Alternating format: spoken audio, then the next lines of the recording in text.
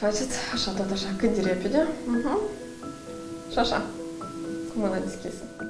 De aproape 13 ani, Vasile are probleme locomotorii și de vorbire, simptome ale bolii Parkinson. Nu niciodată. Te mată tot, și așa, nu. Din partea dreaptă, Da. început să tremură mâna.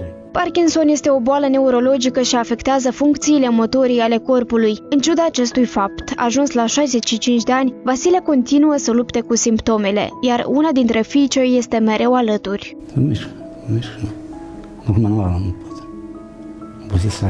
Deși nu a fost stabilită încă o cauză concretă a deteriorării neuronilor, există câțiva factori de risc, precum cei genetici și de mediu. Ultimii, se pare, au jucat un rol cheie în cazul lui Vasile. Pacientul a muncit în mai multe baze nucleare din Uniunea Sovietică mai bine de 30 de ani.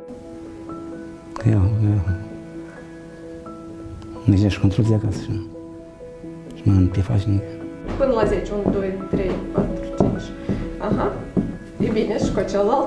Boala Parkinson nu poate fi vindecată, însă maladie poate fi ținută în frâu cu ajutorul unui tratament medicamentos și a unor exerciții fizice, coordonate cu medicul specialist. Un pacient cu boală Parkinson trebuie să fie activ atât din punct de vedere fizic, să facă exerciții fizice și atât și cognitiv.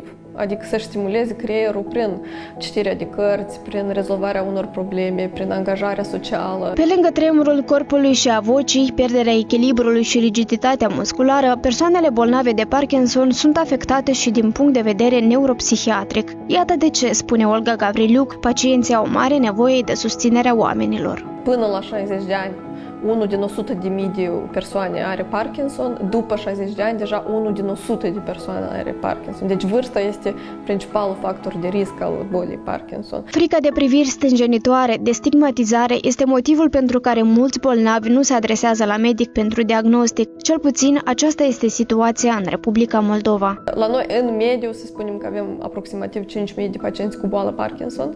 Totuși, noi, din practica medicală, pot să vă zic că avem, practic, dublu acest număr.